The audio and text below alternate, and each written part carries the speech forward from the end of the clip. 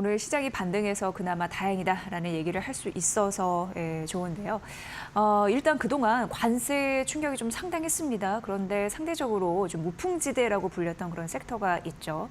오늘은 인터넷과 게임주를 커버하고 계시는 연구원님을 좀 모셨는데요. 정의윤 유진투자증권 연구원과 함께 분석을 좀 해드리도록 하겠습니다. 연구원님 어서 오십시오. 안녕하십니까. 네.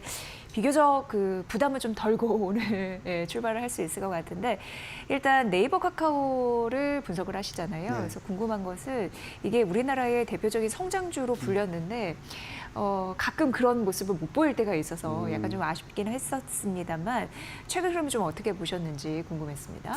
예. 그 질문 주신 것에 어느 정도 좀 힌트가 있다고 생각을 하고 있는데 네. 그러니까 국내 대표적인 성장주라고 타이틀이 달렸었잖아요. 예, 예, 근데 예. 다만 코로나 이후 시점에서만 봤을 때는 좀 성장성을 잃어버린 모습을 많이 받고 있거든요. 그러다 보니까 성장성을 잃어버린 성장주라는 타이틀 때문에 과거에 받았던 높은 밸류에이션들을 계속해서 디밸류에이션 받으면서 주가가 꾸준히 하락을 하고 있었고, 뭐 최근에는 뭐 관세 관련된 이슈라든지 이런 부분들이 물론 복합적으로 작용은 하고는 있겠지만 결국엔 이 같은 성장주들의 성장성을 어떻게 회복할 수 있을까가 시장의 기대치에 이제 미치느냐 못 미치느냐의 차이인 것 같아요. 근데 최근까지만 해도 아직까지는 시장의 기대치에 미치지는 못한 성장성을 보여줬기 때문에 이렇게 주가가 좀 부진한 모습을 꾸준히 좀 이어오지 않았나 이렇게 생각을 하고 있습니다. 네.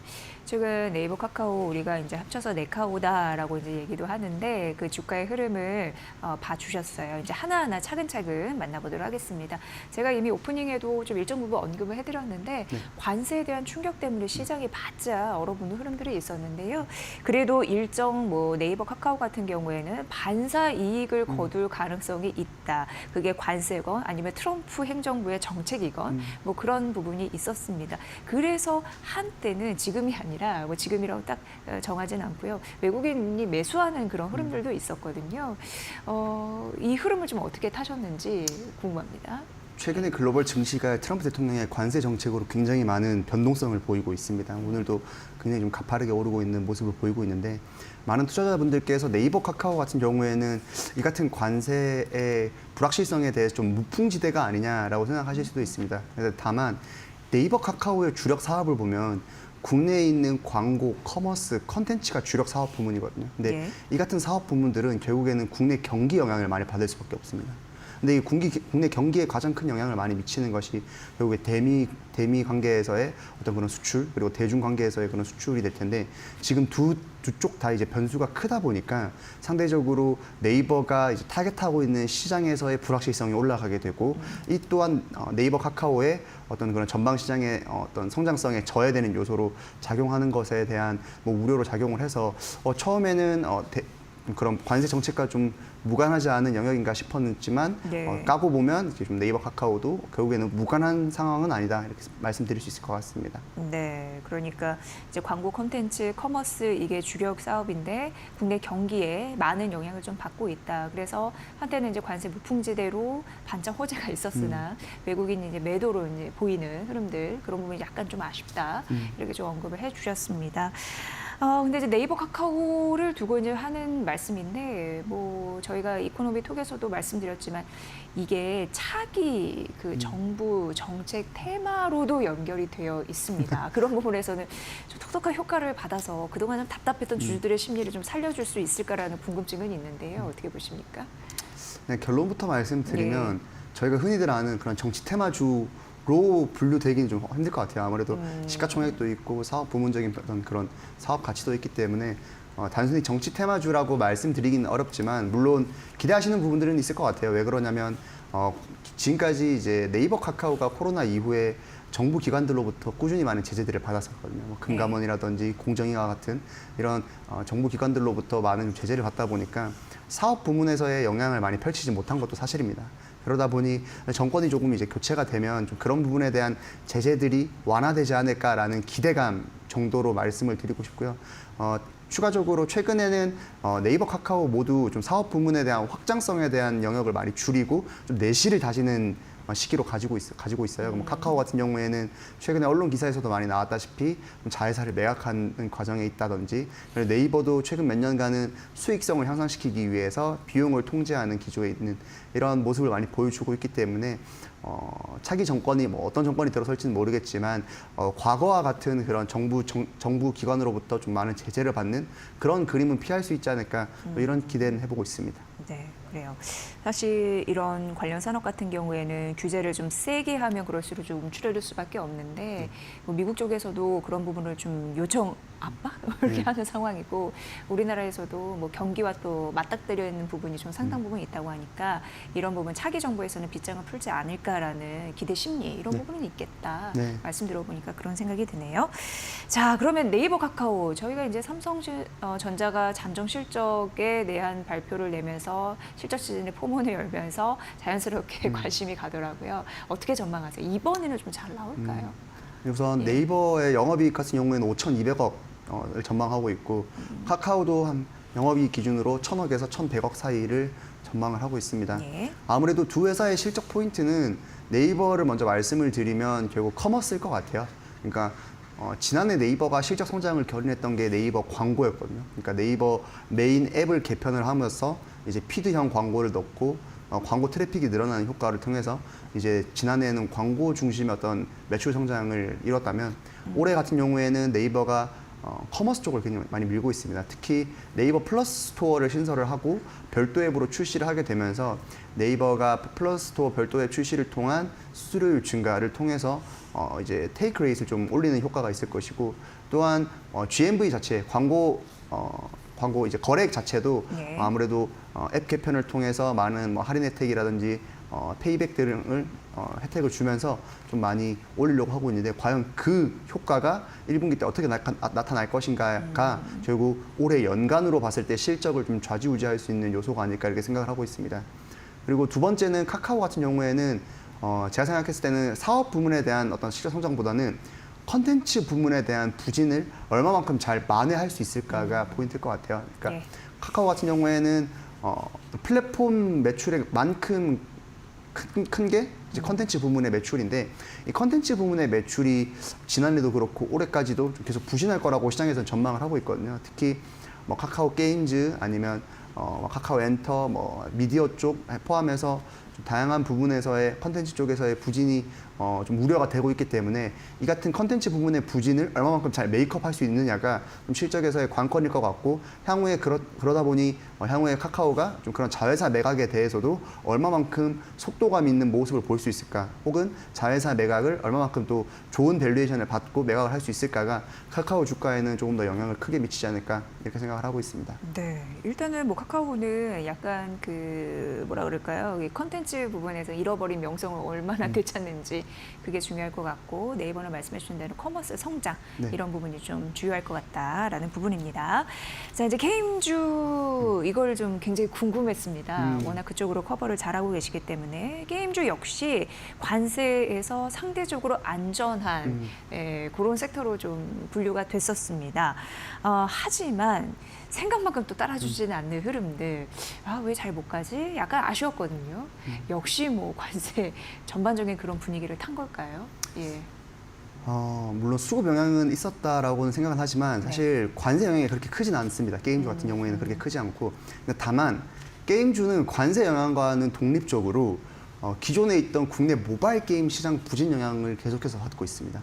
그러니까 관세 영향 때문에 게임주가 부진했다기보다는 그 외적인 요인 때문에 게임주가 부진했다고 생각하시면 될 것 같고, 그 외적인 요인이 바로 국내 모바일 게임 시장의 부진이 이어지고 있다는 점인데, 최근에 모바일 게임 과거에 이제 투자자분들, 유튜브 보신 투자자분들 보시는 분들도 아시겠지만, 지하철이나 이렇게 버스 타다 보면 과거에는 게임들을 많이 하셨거든요. 모바일 게임들을 많이 하셨는데 최근에는 그런 모습들이 많이 안 나오고 있어요. 그러니까 특히 국내 모바일 게임의 어떤 중심이었던 MMORPG 장르에 대한 비호감도가 올라가고, 또한 그래요? 캐주얼 게임들이 많이 올라오고 있는데, 예. 요 자리를 꿰찬 게 국내 게임사들이 아니라 중국 게임사 아니면 외국 게임사들. 예. 그렇군요. 외국 게임사들이 이제 국내에 많이 잠식을 하면서, 특히 SNS 같은 데에서 굉장히 많은 마케팅을 펼치면서 이제 다운로드 수를 늘리고 이제 매출을 높이다 보니까 국내 게임사들의 입지가 점점 좁아지고 있는 상황입니다.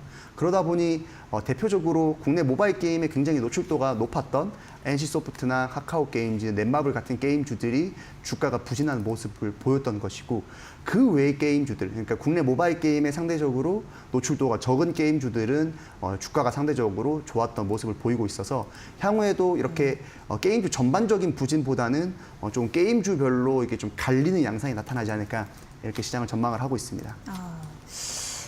그 중국 쪽에서도 게임들이 치고 온다고 하니까 네. 안심할 수 없는 상황이네요. 맞습니다. 이런 걸 좀 리스크 있게 생각을 하는데 뭐 종목별로 좀 풀어보도록 하겠습니다. 그래도 제가 요즘에 게임주 봤을 때 가장 눈에 들어오는 거는 크래프톤. 예, 이게 사실 예전부터 어디는 목표 주가를 올리고 어떤 데는 내리고 약간 좀 혼란의 게임 종목이기는 했습니다만 저도 이제 관심 있어서 계속 보고는 있었거든요. 그런데 최근 그래도 외국인의 순매수가 좀 이어지면서 크래프톤은 실적에 대해서만큼 좀 자신 있지 않나라는 생각이 들었는데 커버하시니까 어떤가요, 지금 상황이? 크래프톤이 아까 제가 서두에 말씀드린 것처럼 네. 이런 게임주가 부진한 국내 모바일 게임 시장의 노출도가 제일 적은 게임사입니다. 그나마, 그러니까 아무래도 예. PC, PUBG, 이 배틀그라운드 IP 같은 경우에는 글로벌 IP이기도 하고 모바일 같은 경우에도 글로벌에서 발생되는 매출이 훨씬 높거든요. 그러다 보니까 국내 모바일 게임 시장의 부진에서 상대적으로 좀 비껴난 게임주입니다. 그리고 추가적으로 크래프톤이 그러니까 몇 년 전에 이제 배틀그라운드 IP를 무료화로 풀기 시작을 하면서 굉장히 유저 트래픽이 많이 늘어나고 있어요. 그러니까 지난해에도 결국엔 크래프톤의 성장을 이끌었던 PC 배틀그라운드 매출액은 유저 트래픽이 계속해서 오르면서 주가도 오르고 실적도 개선되는 모습을 보였던 것이거든요. 그래서 지난해 연말 같은 경우에는 사실 크래프톤에 대한 시장의 우려도 좀 있었습니다. 왜냐하면 지난해 워낙 이 트래픽 성장이 좋았기 때문에 2025년에도 이 같은 성장을 이어갈 수 있을까에 대한 우려가 있었던 것이고 그 우려를 이제 불식시키듯 올해 1분기까지 보더라도 지금 트래픽이 계속해서 우상향하고 있는 모습을 보이고 있습니다.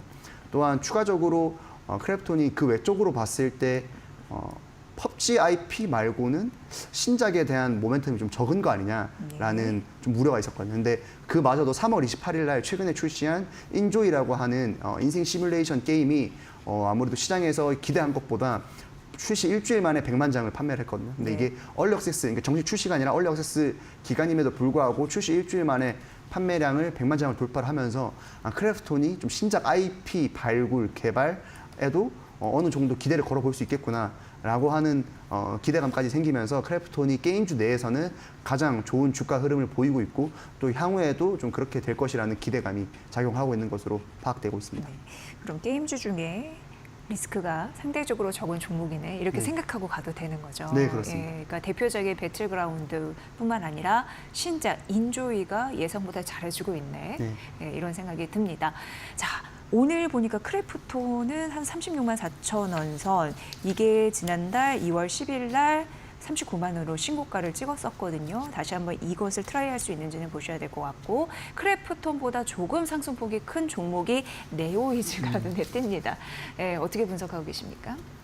네오위즈도 비슷하게 말씀을 드릴 수 있을 것 같아요. 우선 네오위즈 같은 경우에는 주가가 최근 몇 년간 좀 부진했었습니다. 2023년 이후에 쭉 하락하는 모습을 보였는데 이 부분에 대해서 먼저 말씀을 드려야 될 것이 네오위즈가 2023년 초에 피해 거짓이라고 하는 IP에 대한 기대감이 굉장히 컸었거든요. 그러니까 피해 거짓이라고 하는 PC 콘솔 게임이 게임스컴이라고 하는 독일에 있는 게임쇼에서 굉장히 좋은 반응을 얻으면서 이 피해 거짓이라는 게임에 대한 기대감이 엄청 커졌었고 실제로 출시 이후에 유저 평가도 굉장히 좋았습니다. 판매량도 좋았고요. 근데 다만 네오위즈가 지난해 출시 이후에 2024년도에 주가가 좀 부진했던 이유는 피해 거짓 이후의 차기작에 부재했었습니다. 그러니까 아무래도 야구로 비유하자면 이번 타석에서 홈런을 쳤는데 다음 타석까지의 기간이 너무 오래 걸린 거죠.